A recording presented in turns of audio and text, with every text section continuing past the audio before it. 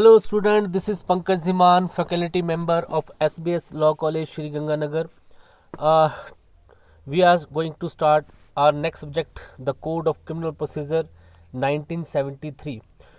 तो आज से हम जो है कोड ऑफ क्रिमिनल प्रोसीजर 1973 को यहाँ पे पढ़ेंगे। देखिए, code of criminal procedure 1973 basically बनाया गया है for administration of the criminal justice in India. जो भी प्रोसीजर इंडिया में चलता है, किस तरीके से कोई क्राइम होता है, क्राइम की पूरी फर्स्ट इंफॉर्मेशन रिपोर्ट से लेके इंक्वायरी, इन्वेस्टिगेशन और ट्रायल और उसके बाद जो पनिशमेंट होती है, वो सारा जो है कोड ऑफ क्रिमिनल प्रोसीजर में बताया गया है। नाम से ही पता चल रहा है कि क्रिमिनल प्रोसीजर कोर्ट में कैसे चलेगा, किस तरीके से सारी इंक्वायरी, ट्रायल होगा, इस सब्जेक्ट में यही बताया गया है। देखिए, क्रिमिनल लॉ आपके पास बेसिकली दो है इंडिया में, एक है आईपीसी और दूसरा है सीआरपीसी। आईपीसी एक सब्सटेंशियल लॉ है जो कि आपको बताता है कि कौन से एक्ट जो है वो क्राइम होंगे और उनकी कितनी पनिशमेंट होगी।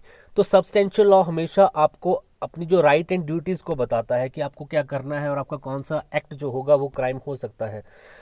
वाइल जो आपके पास कोड ऑफ क्रिमिनल प्रोसीजर 1973 है, ये आपका एक प्रोसीजरल लॉ है। ये प्रोसेस बताता है सब्सटेंशियल लॉ की इन्फोर्समेंट कैसे की जाएगी। मतलब जो आपके पास आईपीसी है उसमें जो एक्ट पनिशेबल लिख रखे हैं, उनकी पनिशमेंट किस तरीके से दी जाएगी, क्या प्रोसेस अपनाया जाएगा, ये आपको criminal code of criminal procedure बताता है। सो सब्सटेंशियल लॉ आपको इंडिया में आपको मिलेगा आईपीसी, और जो सीआरपीसी है ये हमारा जो है प्रोसीजरल लॉ है जो कि बताता है कि आईपीसी की इन्फोर्समेंट कैसे की जाएगी, किस तरीके से किसी पर्सन को पनिश किया जाएगा, कौन सा प्रोसीजर उसके लिए अडॉप्ट किया जाएगा।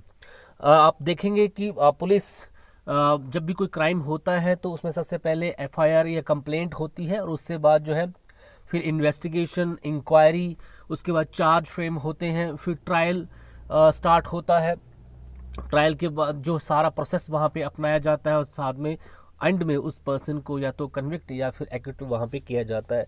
तो ये सारा प्रोसीजर आपका जो है कोड ऑफ क्रिमिनल प्रोसीजर में बताया गया है, क्योंकि ये आपका एक प्रोसीजरल लॉ यहाँ पे है। सो यहाँ पे इसको पढ़ना स्टार्ट करते हैं। जैसे कि अभी आपने देखा, लॉ टू टाइप के होते हैं, substantial law and procedural law. जी इसी तरीके से आपके पास सीपीसी भी है। सीपीसी भी एक सीपीसी में सिविल प्रोसीजर कोड को बताया गया है और साथ में उसका प्रोसीजर कैसे चलेगा कोर्ट में वो भी बताया गया है। देखिए, तो the substantive law states the right and duties while the procedure law describe the procedure for their enforcement, जैसा कि अभी आपने पढ़ा यहाँ पे। The code of criminal procedure is procedural law, ये जी अभी मैंने आपको बताया। It makes provision regarding the procedure for the investigation, trial and etcetera criminal cases. जितना भी क्रिमिनल केस होता है उसमें किस तरीके से इंक्वायरी, सबसे पहले किस तरीके से एफआईआर दर्ज होने से लेके उसके बाद जो अक्यूज के क्या क्या राइट्स होते हैं, किस तरीके से वहाँ पे इंक्वायरी, इन्वेस्टिगेशन होती है, फिर इंक्वायरी होती है, किस तरीके से चार्ज फ्रेम किए जाते हैं और कैसे जो है ट्रायल कंडक्ट किया जाता है, ये आपका जो है क्रिमिनल प्रोसीजर कोड आपको बताता है। सो क्रिमिनल प्रोसीजर कोड अपने आप में एक जो है यहाँ पे सब प्रोसीजर लॉ है, और इसका जो सब्सटेंशियल लॉ है जो कि आईपीसी है, जिसको आप ऑलरेडी पढ़ चुके हो कि कौन से एक्ट जो है वो क्राइम होंगे और उनकी कितनी पनिशमेंट होगी, और वहाँ पे किसी पर्सन के राइट एंड ड्यूटीज़ को बताया जाता है। For the first time in India the code of criminal procedure has been systematically formulated in the year 1898। तो सबसे पहले इंडिया में जो क्रिमिनल प्रोसीजर कोड बनाया गया था वो आया था 1898 में। 1898 में जब ब्रिटिशर्स इंडिया में थे, उनकी रूलिंग में जो था code of criminal procedure India में सिस्टमैटिक ढंग से फॉर्मुलेट किया गया था। It has been amended several time from to time, और उसके बाद जो है बहुत बार इसको जो है अमेंड किया गया। फाइनली आफ्टर द इंडिपेंडेंस अब जो है हमारे पास यहाँ पे न्यू क्रिमिनल प्रोसीजर कोड है जो कि 1973 में बना है, और इसी को हम यहाँ पे पढ़ेंगे। The extension of this code is the extension of this code is on the whole of India। ये पूरे इंडिया में एप्लीकेबल होगा। Earlier it was not applicable to the state of Jammu and Kashmir, पहले ये जम्मू कश्मीर पे अप्लाई नहीं होता था, लेकिन आपको जैसे पता है कि जो हमारा 5th शेड्यूल है उसमें जब से एंट्री होगी है जम्मू कश्मीर को, जो रीऑर्गेनाइजेशन एक्ट 2019 पास हुआ है, उसके बाद अब ये होल ऑफ इंडिया में अप्लाई होता है, क्योंकि जम्मू कश्मीर अब जो है हमारा इंटीग्रल पार्ट जो है बन गया है, वहाँ पे कोई स्पेशल स्टेटस अब नहीं है, और ना ही वहाँ पे कोई लॉ की इम्प्लीमेंटेशन के लिए आपको वहाँ की स्टेट असेंबली से परमिशन लेनी पड़ती है। सो जो भी लॉ पार्लियामेंट के थ्रू पास होगा वो directly whole of the India apply हो जाएगा। यहाँ से आपको थोड़ी बेसिक जानकारी क्लियर होगी कि देखिए जनरली लॉ टू टाइप का होता है, सब्सटेंशियल लॉ और प्रोसीजरल लॉ। और क्रिमिनल लॉ की बात करें तो इंडिया में जो आपके पास आईपीसी है वो अपने आप में एक सब्सटेंटिव लॉ है, और उस सब्सटेंटिव लॉ के लिए आपके पास प्रोसीजरल लॉ भी होना चाहिए। तो कोड ऑफ क्रिमिनल प्रोसीजर जो आपके पास एक प्रोसीजरल लॉ है जो कि बताता है कि किस तरीके से पूरा क्रिमिनल एडमिनिस्ट्रेशन किया जाएगा, किस तरीके से आईपीसी जो कि एक सब्सटेंशियल लॉ है उसके इम्प्लीमेंटेशन, उसकी इन्फोर्समेंट इंडिया में की जाएगी। ये आपने यहाँ पे पढ़ा। और उसके बाद आपने ये देखा कि इंडिया में अगर हिस्ट्री देखें code of criminal procedure code की, तो इंडिया में सबसे पहले 1898 में आया था। उसके बाद सेवरल टाइम ये अमेंड हुआ, फाइनली 1973 में ये जो है इंडिया में क्रिमिनल प्रोसीजर कोड जो आज हमारे पास है वो आया है।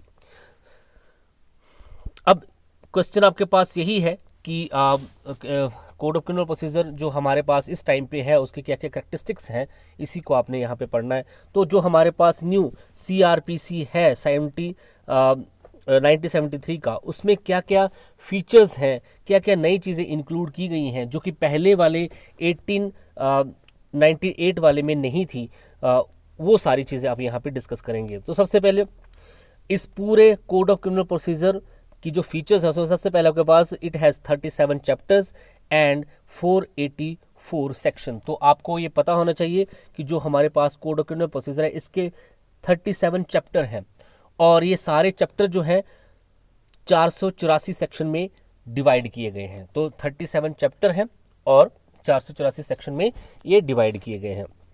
तो टोटल 484 सेक्शन है और 37 हमारे पास चैप्टर हैं। दूसरा जो फीचर है, the main feature of this code are to separate the judiciary from the executive, the function of the magistrate are divided between the judicial and executive magistrate. देखिए हमारे constitution में भी लिख रखा है कि हमारी जो जुडिशरी जो होगी वो एग्जीक्यूटिव से हमेशा फ्री होगी, दोनों सेपरेट होंगे, अपने अपने मैटर में फ्री होंगे।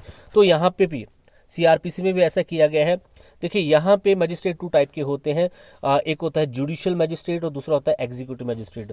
दोनों के फंक्शन को यहाँ पे डिवाइड किया गया है। जुडिशियल मैजिस्ट्रेट जो होते हैं उनका काम होता है जस्टिस करना, पनिशमेंट देना। जो एग्जीक्यूटिव मैजिस्ट्रेट जो होते हैं जो कि अपॉइंटेड बाय द गवर्नमेंट होते हैं और उनको रेगुलेट भी गवर्नमेंट ही करती है, उनका काम लॉ एंड ऑर्डर को मेंटेन करना होता है। जैसे जुडिशियल मैजिस्ट्रेट में आपके पास जितने भी हमारे पास session court, chief judicial magistrate, first class magistrate, second class magistrate, special magistrate, ये सारे जुडिशियल मैजिस्ट्रेट होते हैं। और एग्जीक्यूटिव मैजिस्ट्रेट आपके पास डीसी जैसे डीएमसी डिस्ट्रिक्ट मैजिस्ट्रेट जो होता है, या फिर एसडीएम सब डिविजनल मैजिस्ट्रेट होता है। ये सारे जो है एग्जीक्यूटिव मैजिस्ट्रेट होते हैं, इनका काम लॉ एंड ऑर्डर को मेंटेन करना होता है, ना कि किसी को जो है वहाँ पे कोई जुडिशियल काम वहाँ पे करना होता है। वो सारा काम जो है जुडिशियल मैजिस्ट्रेट का वहाँ पे होता है। लेकिन दोनों जुडिशियल मैजिस्ट्रेट और एग्जीक्यूटिव मैजिस्ट्रेट की जो इस्टेब्लिशमेंट है, अपॉइंटमेंट है, वो इसी एक्ट के थ्रू होती है, इसी कोड के थ्रू होती है।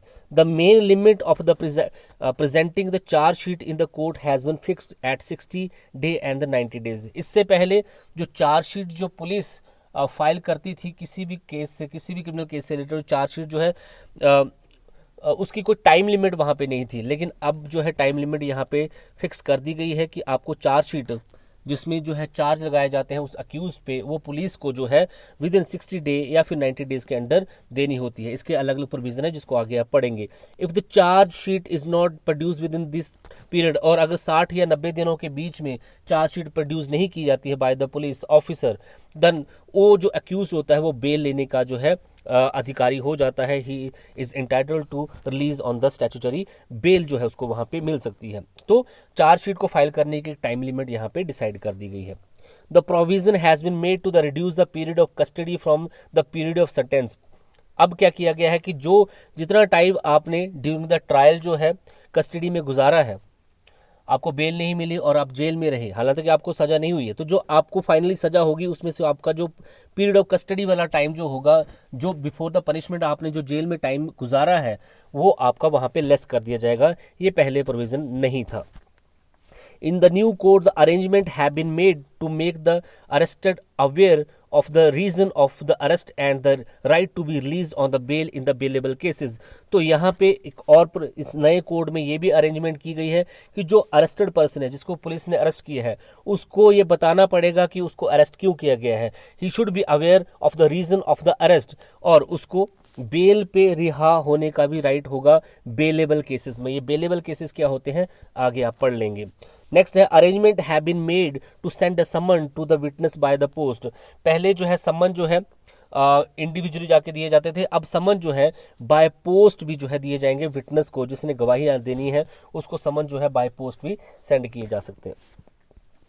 In the small cases, the facilities has been provided to the accused to present pleading by the post and the deposit the amount of the fine specified in the summons. In such cases, he is not required to appear the court. छोटे cases में अब जो है उस accused की जो है appear होना जरूरी नहीं है। छोटे केसेस में, स्मॉल केसेस में वो जो है अपनी प्लीडिंग, जो अपना उसका जो पक्ष है, वो बाय पोस्ट भी जो है वो सेंड कर सकता है, और जो अमाउंट जो है समन में दिखा रखा है, फाइन जो दिखा रखा है, उसको भी पे कर सकता है। इट मीन्स कि अब छोटे केसेस में अक्यूज को हाजिर होने की भी जरूरत नहीं है, वो बाय पोस्ट भी जो है अपनी प्लीडिंग कर सकता है, अपना पक्ष रख सकता है। The provision for the demanding security for the good conduct from the person who have no direct means of livelihood has been removed, and the new provision has been restricted to person who have been hiding themselves to commit a cognizable offence। अब जो है पहले किसी behaviour के लिए, किसी person जो जिसका बिहेव जो है सोसाइटी में ठीक नहीं है, तो उसको कोर्ट जो है सिक्योरिटी डिपॉजिट कराने के लिए बोलती थी। लेकिन अगर अब कोई पर्सन गरीब है, उसके पास मीन्स ऑफ सोर्स नहीं है, तो सिक्योरिटी की जो डिमांड है वो वहाँ पे अब ख़त्म कर दी गई है। अब उसको अगर कोई उसके पास लिवलीहुड, आजीविका के सोर्स नहीं है, तो उसको सिक्योरिटी जमा करवाने की जरूरत नहीं है for maintaining good behaviour. The provision of demanding security from the habitual offender has now been extended to the anti-social crimes like smuggling, black marketing। अब यहाँ पे ये भी प्रोविज़न इस कोड के अंडर कर दिया गया है 1973 के न्यू सीआरपीसी कोड के अंडर, कि जो हैबिचुअल ऑफेंडर है, कुछ ऐसे ऑफेंडर होते हैं, अपराधी होते हैं जो बार बार क्राइम करते ही रहते हैं, उनके लिए सिक्योरिटी की डिमांड वहाँ पे जो है ज़रूरी होगी। उनसे सिक्योरिटी जमा कराई जाएगी, उसे जो है वहाँ पे सिक्योरिटी जमा कराएगी, और इसको एक्सटेंड कर दिया है कि अगर वो एंटी सोशल क्राइम करता है तब भी उससे जो है वहाँ पे सिक्योरिटी डिमांड की जाएगी। स्मगलिंग करता है, ब्लैक मार्केटिंग करता है, तो उस केसेस में उससे जो है सिक्योरिटी वहाँ से ली जाएगी, तो ताकि वो सोसाइटी में गुड बिहेवियर जो है मेंटेन वहाँ पे कर सके। The time limit has now been fixed for the securities proceeding. अब सिक्योरिटी प्रोसीडिंग के लिए एक टाइम लिमिट फिक्स कर दी है, जो कि पहले नहीं होती है। ये सारी चीज़ें डिटेल में आगे आप पढ़ने वाले हो। देखिए, the provision has been made to give a copy of the first information report to the person giving the information. तो जो FIR जो है पुलिस स्टेशन में दर्ज करवा रहा है, उसको उस FIR की कॉपी देना जो है अब कंपलसरी कर दिया गया है। ये भी आपके नए CRPC कोड में बताया गया है। नेक्स्ट आपके पास, if a police officer refuses to register a first information report, then the arrangement have been made to send it to the district superintendent of the police by the post। अगर police officer जो कि in charge है FIR को दर्ज करने के लिए, अगर वो आपकी FIR दर्ज को नहीं करता है, फर्स्ट इंफॉर्मेशन रिपोर्ट को जो है रजिस्टर नहीं करता है, तो अरेंजमेंट यहाँ पे न्यू कोड के अंडर ये की गई है कि आप जो है अपनी जो फर्स्ट इंफॉर्मेशन रिपोर्ट है, इसको बाय पोस्ट जो है डिस्ट्रिक्ट सुपरिटेंडेंट को भी सेंड कर सकते हैं, और वो वहाँ पे संज्ञान लेगा फिर उसका। Bail rules have been liberalised somewhat. अब जो बेल के रूल हैं उनको भी थोड़ा सा उदार किया गया है। If any person is arrested outside the jurisdiction of the court concerned instead of being taken to the court having jurisdiction. अगर अब किसी पर्सन को उस कोर्ट की जुरिडिक्शन से बाहर कहीं से अरेस्ट किया गया है, तो उसको उसी जुरिडिक्शन में लाना जरूरी नहीं है। नियरेस्ट जो मजिस्ट्रेट होगी वहाँ पे पुलिस जो है उसको जो है वहाँ पे प्रोड्यूस करेगी, और वो बेल लेने का हकदार होगा as per the law. Provision has been made to pay expenditure on behalf of the state government to the person called for the evidence during the research। जब रिसर्च चल रही है, इंक्वायरी इन्वेस्टिगेशन चल रही है, उस टाइम पे कोई विटनेस को कोर्ट में बुलाया जाता है तो उसका खर्चा भी जो है वो गवर्नमेंट, स्टेट गवर्नमेंट ही करेगी। उसका जो खर्चा होगा, उसके जो एक्सपेंडिचर होगी वो पे किए जाएंगे। नेक्स्ट है arrangement have been made to provide free legal aid to the accused. अगर कोई एक्यूज, कोई आरोपी जो है जिसके पास मीन्स ऑफ सोर्स नहीं है, वो गरीब है, वो अपना केस जो है किसी एडवोकेट से नहीं लड़ा सकता है, तो उसको फ्री लीगल एड भी वहाँ पे प्रोवाइड करवाई जाएगी, क्योंकि ये this is the constitution binding also. Next आपके पास the time limit for presenting the prosecution and taking the cognizance has been fix. अब कोई केस आपको लगाना है कोर्ट में, कोई केस आपको प्रोसिक्यूशन स्टार्ट करनी है, तो उसके लिए भी टाइम लिमिट जो है वहाँ पे स्टार्ट कर दी गई है। एक लिमिटेशन एक्ट के दायरे में इसको लाया गया है, जो कि आप सीपीसी के अंडर पढ़ोगे। The system of preliminary inquiry in session matter has been abolish. Session court में अगर कोई केस जाए तो उसकी प्रीलिमिनरी इंक्वायरी होती थी, अब वो खत्म कर दी गई है। The practice of trial by the jury has been abolish. 1898 वाला जो कोड ऑफ क्रिमिनल प्रोसीजर था, उसमें ज्यूरी सिस्टम था। जो जज होता था वो विद मजिस्ट्रेट जो विद हेल्प ऑफ ज्यूरी जो है डिसीजन करता था। अब ज्यूरी वाली जो प्रैक्टिस है अब उसको खत्म कर दिया गया है, अब मजिस्ट्रेट ही वहाँ पे डिसीजन करेगा on the merit of the case. The provision of the third class magistrate has not been kept in court। अब कोई थर्ड क्लास मैजिस्ट्रेट यहाँ पे नहीं होगा, फर्स्ट क्लास मैजिस्ट्रेट और सेकंड क्लास मैजिस्ट्रेट ही यहाँ पे होते हैं। The provision for the revision against the interim order has been removed। अब इंटर्म ऑर्डर जो कोर्ट देती है, क्रिमिनल कोर्ट देती है, उसमें रिवीजन अब नहीं किया जा सकता है, ये भी नया प्रोविजन यहाँ पे किया गया है। The scope of the brief trial has been expanded. अब जो ब्रीफ ट्रायल होता है उसको थोड़ा सा एक्सपेंड यहाँ पे कर दिया गया। Now offence punishable with imprisonment for a term up to 2 year have been brought under the ambit of short trial. अगर कोई ऐसा ऑफेंस वहाँ पे हुआ है जिसमें सजा जो है 2 साल तक की आईपीसी में लिख रखी है, उसको जो है ब्रीफ ट्रायल बोला जाएगा। नेक्स्ट आपके पास है now a provision has been made to treat offences punishable with imprisonment for a term up to 2 year. इस अब जो है 2 साल से ऊपर के जो ऑफेंस होंगे उनको जो है वो जो है हिनियस ऑफेंस माने जाएंगे, वारंट ऑफेंसेस जो है केसेस जो है वो माने जाएंगे। The accused has been given an opportunity of being heard on the question of punishment. अब अक्यूज को ये भी राइट दिया गया है कि उसको कितनी पनिशमेंट वहाँ पे होनी है, वो इस पे भी कोर्ट में बहस कर सकता है, सर्कमस्टांसेस को बता सकता है कि उन जिन सर्कमस्टांसेस में उसने जो वो ऑफेंस किया है। तो बोलने का मतलब यहाँ पे ये है कि उस पर क्या चार्ज लगे हैं, इस पर तो वो जो है क्वेश्चन कर ही सकता है, लेकिन जो उसको पनिशमेंट हुई है उससे रिलेटेड भी वो कोर्ट में बहस कर सकता है कि ये मुझे सज़ा इतनी क्यों की गई है, ऐसा कम होनी चाहिए, इससे रिलेटेड भी क्वेश्चन वो कोर्ट में पुट कर सकता है। तो ये जो आपके पास नया क्रिमिनल प्रोसीजर कोड 1973 है, इसके कैरेक्टरिस्टिक्स हैं जो आपने पढ़े और इन्हीं चीज़ों को आगे आप पढ़ने वाले हैं। तो फर्स्ट आपको यहाँ पे क्लियर हुआ है कि क्रिमिनल प्रोसीजर कोड है क्या, इसका पर्पस क्या है, इंडिया में ये पहले कब आया था, कब अब हमारे पास न्यू क्रिमिनल प्रोसीजर कोड कौन है और उसके क्या क्या फीचर्स हैं। Thank you so much.